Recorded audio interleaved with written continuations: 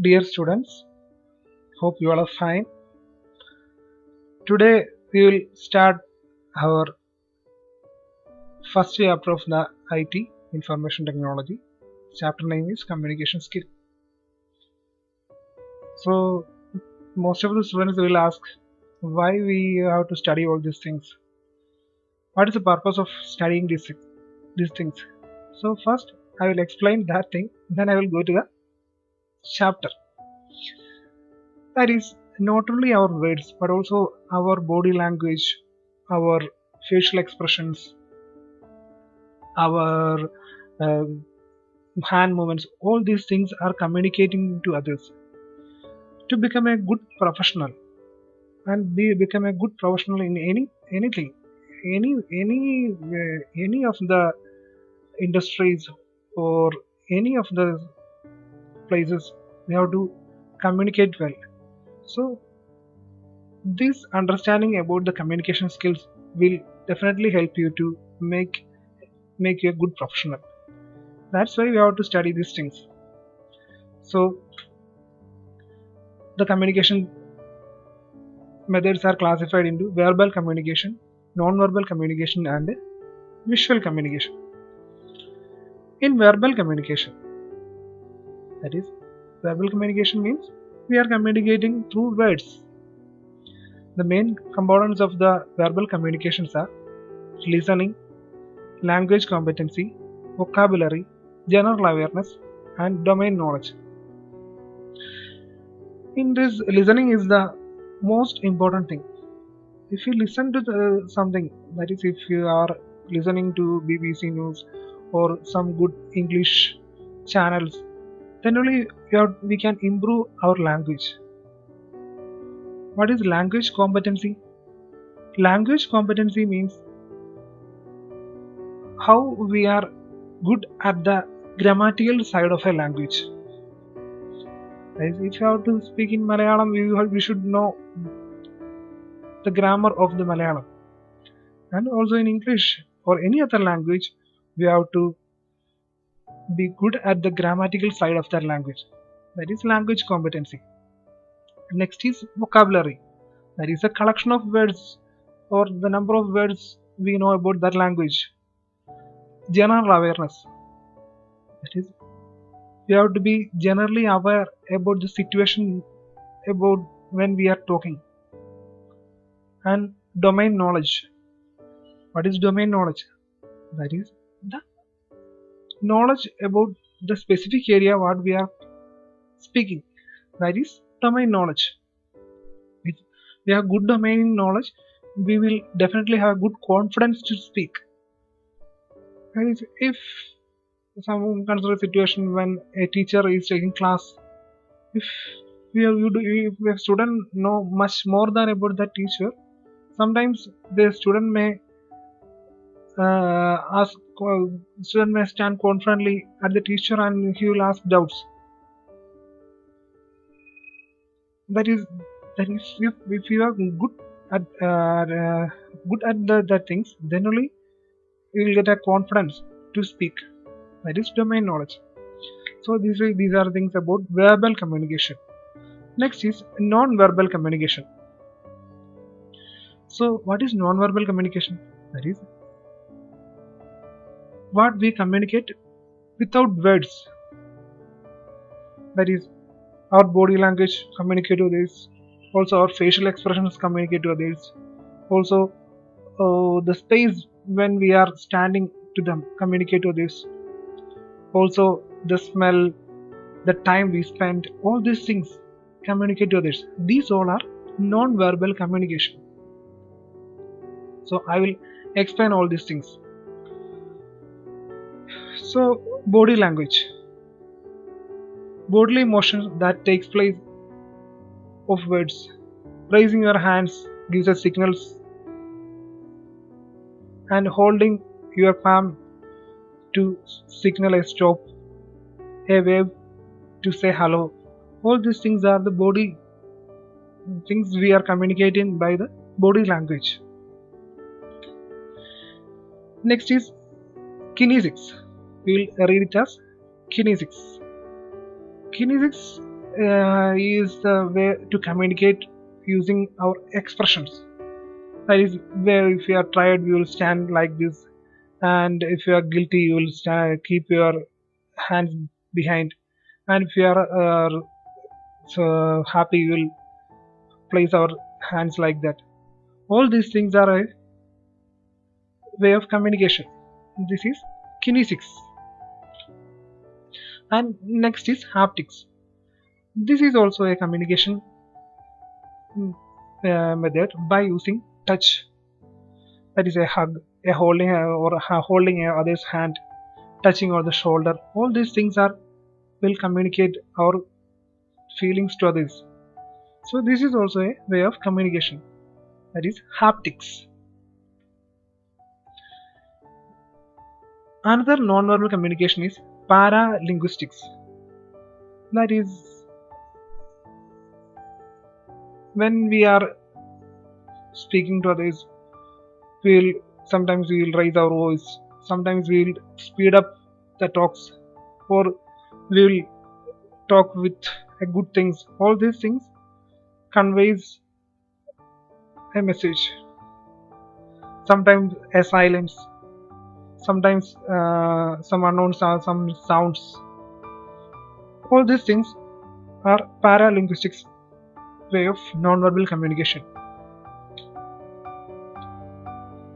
Silence also, this non-verbal silence also communicate. That is when sometimes some people are talking to us. If you don't speak to them back or no, never revert, that is a meaning that we have a strong feeling against them. That's why we are not talking to them. All these things are a way of communication. Another thing is proxemics. That is personal space. If that is if we are intimate, we will stand very close to them. Personal, we will stand like this. If to a social manner, when we are communicating with a social in a social space, we will stand like this. If we are in public, we will keep much more space. That is proxemics. That is the way of communication by using the space. When we are talking to our friends, we will always stand very close to them. If we are talking to our teachers, definitely we will keep some space. That is proxemics. This is also a way of communication. And next is chronomics. Chronomics is also a way of communication by the use of time. And if you are doing all the things on time, that is that says the level of interest on that subject. Tardiness can be seen as an insult, lack of caring, or lack of professionalism. What is tardiness?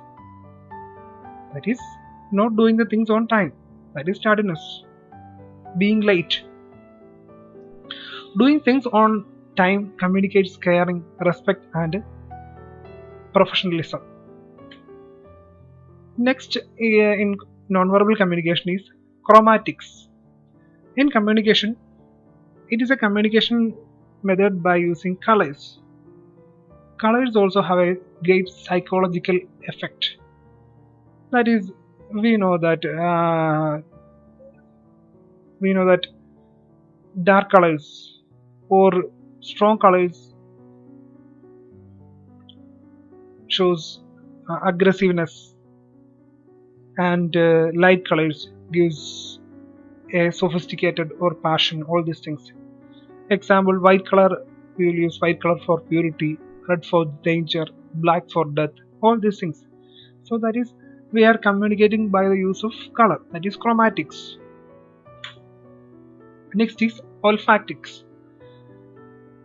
Olfactics is the communication by using the sense of smell. Different communities have various attitude towards the smell. That is, in the Middle East people, they use attar. They have a great smell, a strong smell. But Europeans, especially Italians, all these people use light smells or mild smells. They prefer mild smells. So this olfacting is also a method of communication. So we finish non-verbal communication. Next is visual communication. So visual communication,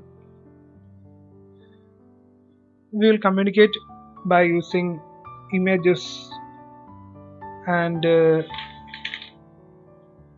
images, charts, graphs, maps, all these things we will communicate. That is when we are going to some places, we will use signboards, and also in the huge buildings they use that signs that indicating the different floors of the building. All these things are visual communication. So visual communication has some advantages also, and also it has some disadvantages. In visual communication,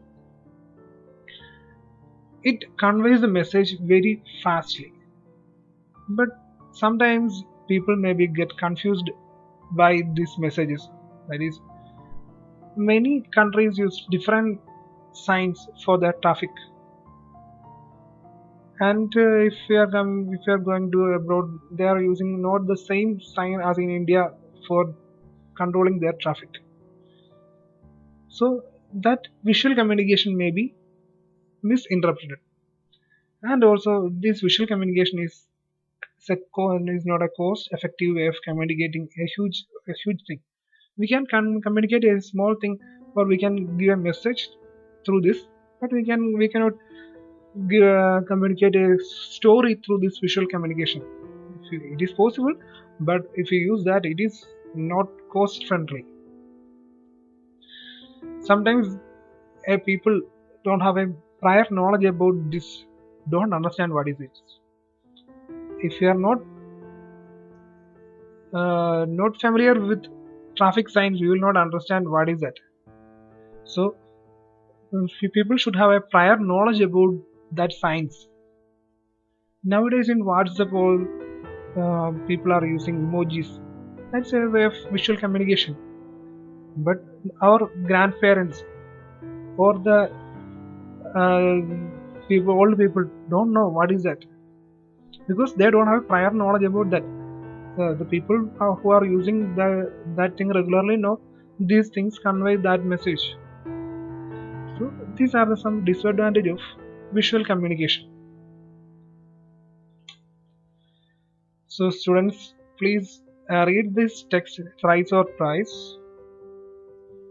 Do the self-assessment of the first session. Also write the answers on the notebook. If you have any doubts, share that doubts on the Google Classroom. I will upload more videos about the next sessions in the coming days, and hoping you all are fine. Thank you.